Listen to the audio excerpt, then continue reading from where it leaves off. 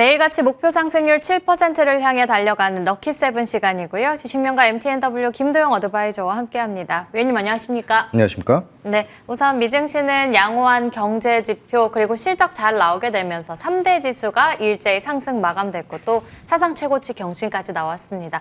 우리 시장에서는 코스닥이 연중 최고치 경신이 나오는 가운데 한 주간의 종목들 흐름은 어떻게 나왔는지 바로 체크해 볼게요. 먼저 코스피부터 체크해 본다면 삼성전자와 SK하이닉스가 크게 엇갈리는 흐름이었고요. 삼성전자 같은 대형주가 시장을 지탱해줬습니다. 상법 개정 후에 추가 정책에 대한 기대감도 있는 상황 속에서 놀랍게도 7월에 코스피에서의 상승률 1위가 삼성전자였습니다. 그리고 그 다음이 LG에너지솔루션, 한화에어로스페이스도 다시 올라오는 흐름이었는데 반도영 위원님께 여쭤봐야 될 것 같은데 삼성그룹주가 동반 상승하는 흐름 나타냈잖아요. 어제 네. 대법원 선고 관련한 이슈도 체크해 주실 수 있을까요? 이제 그룹사에서 오너리스크에 대한 것이 사라지면서 그룹사 전반적인 상승에 대한 동력, 10년 동안 계속해서 한 뭐 150번에 대한 출석과 500번이 넘는 그런 리스크가 계속해서 나타나면서 사실 이제 반도체 산업 안에서의 흐름 그리고 그룹사 전반적인 흐름 자체가 조금은 더디게 움직일 수밖에 없었던 그런 그 환경 그것을 딛고 이제 10년 만에 무죄 판결을 통해서 이제 동력에 대한 드라이브를 다시 한번 잘 걸 수 있는 그런 자리가 왔다라고 볼 수 있습니다. 이 안에서 삼성전자나 SK하이닉스의 희비가 좀 엇갈리고 있는 것이 전일자에 대한 흐름이다라고 본다면 어떻게 보면은 여러 가지 뭐 삼성전자의 HBM의 진출로 인해서 SK하이닉스의 점유율이 줄어든다라고 하는 얘기가 있는데 전반적으로 글로벌 HBM 시장에 대한 확대는 2026년을 넘어서 2027년까지 계속해서 확대가 될 것을 감안한다면 이제 물량의 삼성전자가 튀어 올라오는 것과 이제 물량이 부족하다라고 얘기했던 SK하이닉스 입장에서는 청주 공장에 대한 증설 여러 가지 부분들이 이제 조금 더 격하게 격돌할 수 있는 그런 자리를 마련한다라고 볼 수가 있습니다. 삼성전자는 차트 한 번만 보면서 말씀드릴게요. 제가 이전 7월 초에 이번에 65,000원이라고 하는 가격을 돌파 나오는 구간에서 이렇게 표현드렸습니다. 그 삼성전자는 일봉으로 보는 게 아니라 월봉으로 보셔야 된다라고 말씀드리면서 이 60월봉선의 돌파 이 구간이 68,000원 구간이거든요. 따라서 지금 현재 삼성전자가 68,000원에서 7만 원이라고 하는 이 선을 어느 정도에 대한 강도로 돌파하느냐에 따라서 이제 추가적으로 하반기 이제 왕의 귀환이 나타날 것이냐 여기에 좀 집중도를 높여야 되는 것이 아닌가 이렇게 말씀드리겠습니다.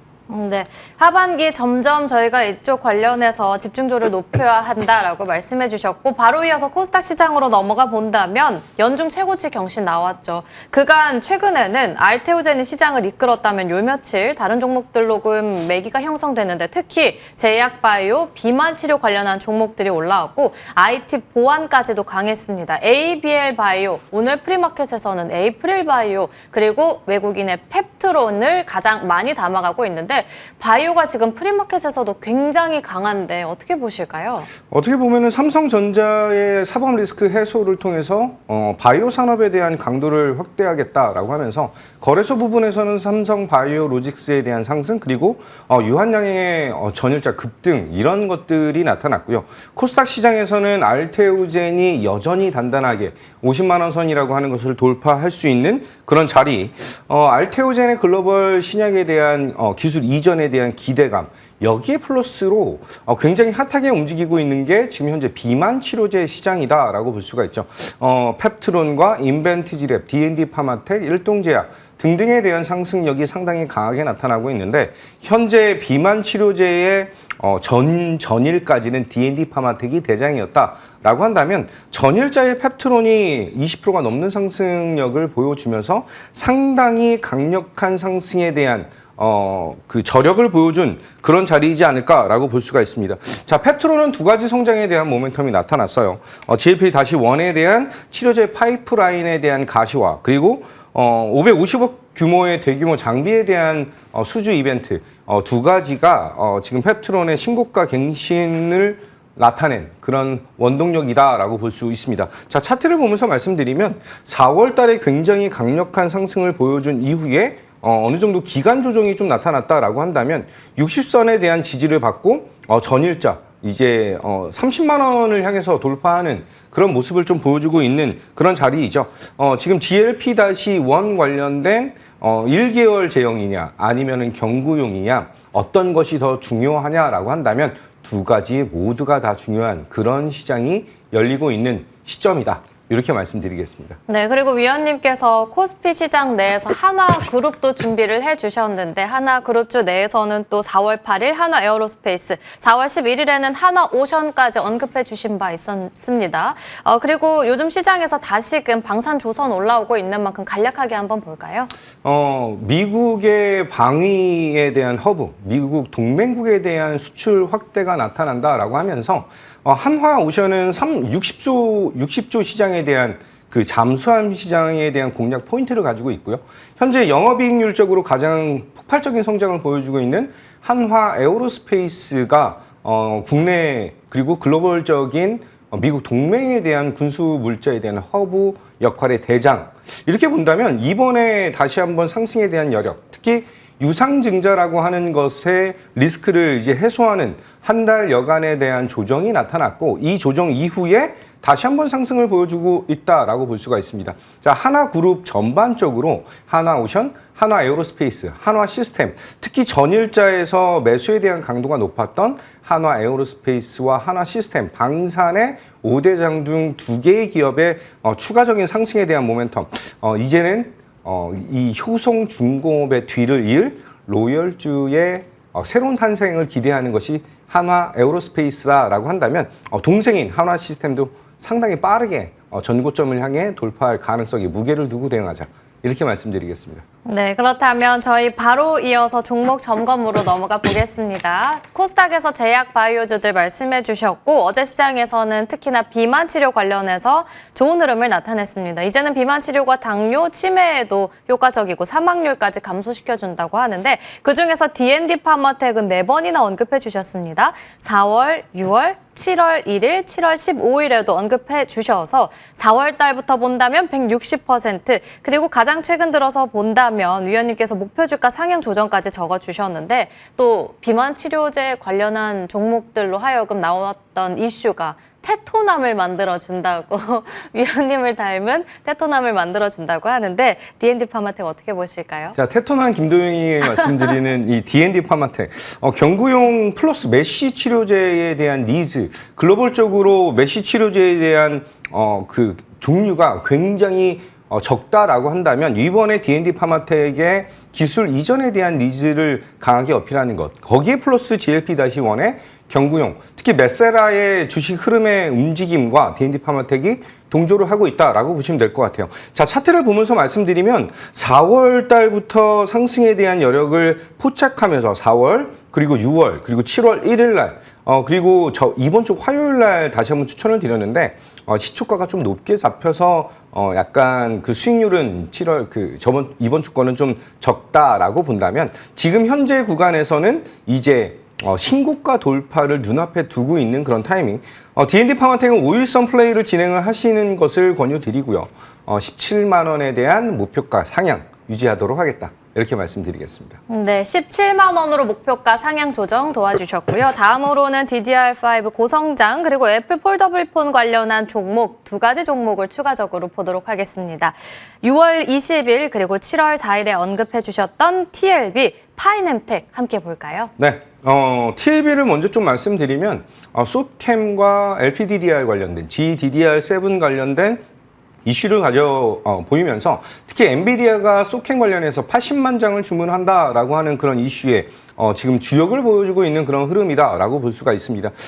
두 번에 걸쳐서 공략에 대한 포인트를 보여드렸는데 이번 주에 드디어 전고점을 돌파하는 그런 기염을 보여준 자리, 전고점 돌파 이후에 살짝 물량에 대한 소화를 보여줬다라고 한다면 이 PCB 관련해서 핵심적인 기술을 가지고 있는 TLB의 추가 성장에 대한 모멘텀이 상당히 의미 있는 모습을 보여줄 것이다 라고 볼 수 있습니다. 자, 차트적으로 보게 된다면 3월 달에 고점을 형성한 것은 단기적인 급등을 통해서 고점을 형성했다라고 본다면 지금 현재 구간은 굉장히 스무스하게 올라오면서 25,000원이라고 하는 가격에 대한 돌파, 전고점이 나타났죠. 그 구간에서 물량 소화, 이전에 있었던 고점 물량을 소화한다라고 한다면 지금 현재 구간에서 충분히 27,000원까지 목표 가격 상향을 하면서 홀딩하는 그 전략은 유효하다. 이렇게 말씀드리도록 하겠습니다. 네, 여전히 홀딩 의견 관점에서 주셨고 27,000원으로 상향 조정. 그렇다면 파이nem텍 이제는 상승률은 71%대 넘어서고 있습니다. 가격 전략은요?